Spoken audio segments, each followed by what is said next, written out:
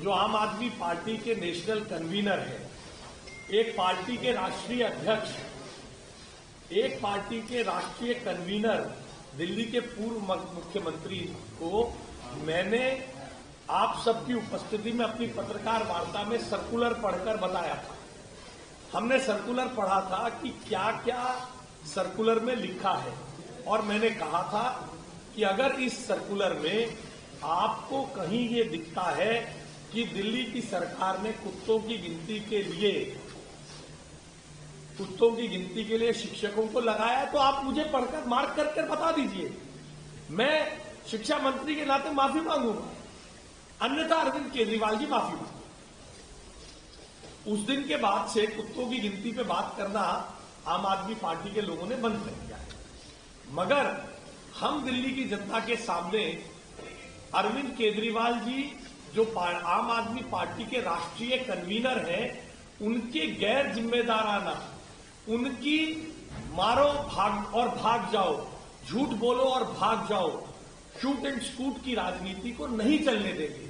वे दिल्ली में बदअमनी फैलाकर अपनी राजनीतिक रेलेवेंस बनाए रखना चाहते हैं। इसलिए मैंने बहुत शालीनता से अरविंद केजरीवाल जी से निवेदन किया है कि अरविंद केजरीवाल जी, आप ब्यूरोक्रेट भी रहे हैं। मैंने लिखा है, given your background in administration as former chief minister, your statement cannot be regarded as a mere misunderstanding.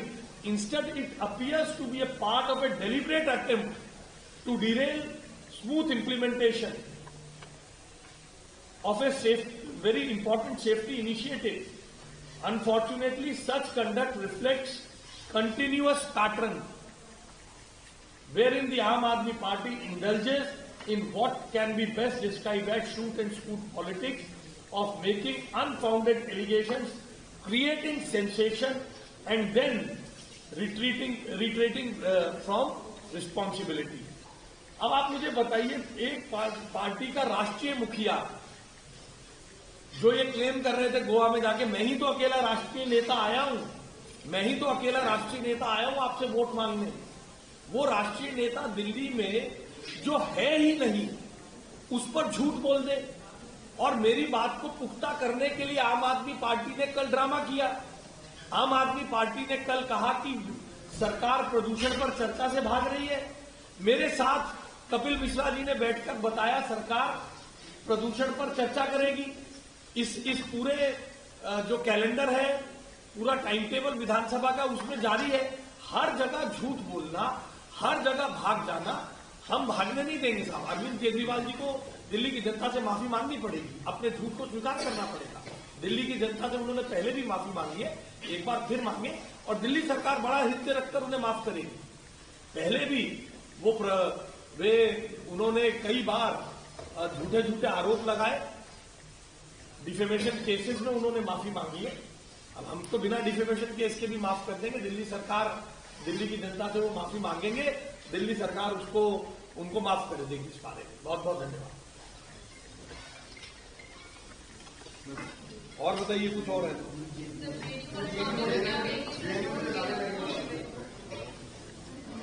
देखिए, उमर खालिद और शर्जिल इमाम की जमानत खारिज होने के बाद, उमर खालिद और शर्जिल इमाम की जमानत खारिज होने के बाद जिस तरह से कल जेएनयू में नारे लगे हैं, मैं उसकी कड़े शब्दों में निंदा करता हूं।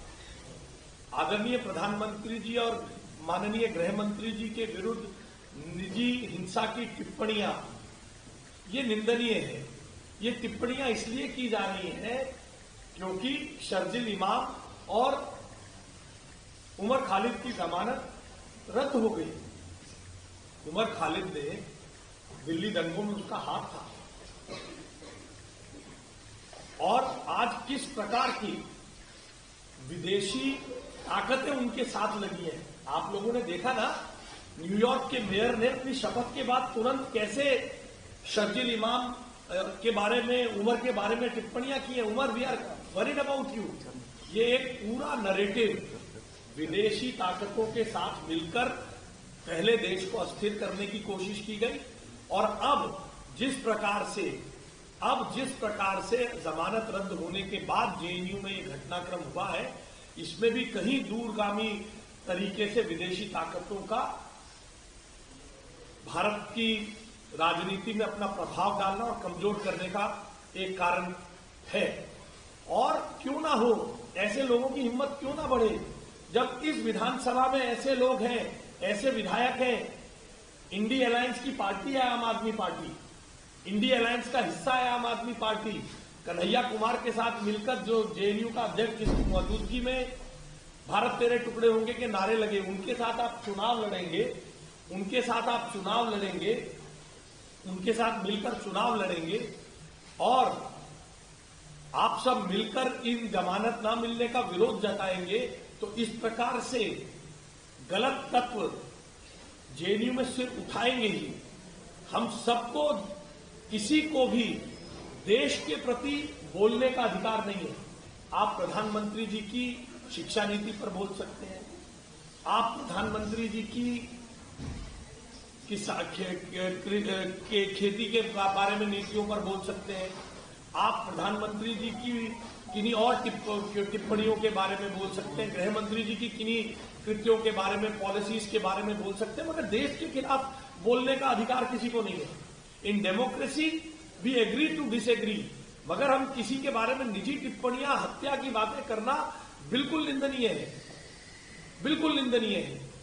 ये बिल्कुल गलत है। मैं इसकी कठोर शब्दों में निंदा करता हूं और ऐसे कृत्यों के लिए ये इंडी अलायंस के जैसे दल जो इस विधानसभा में है, जो शर्जील इमाम के साथ मंच साझा करते हैं, ये लोग ऐसी चीजों को बढ़ाने के लिए जिम्मेदार हैं।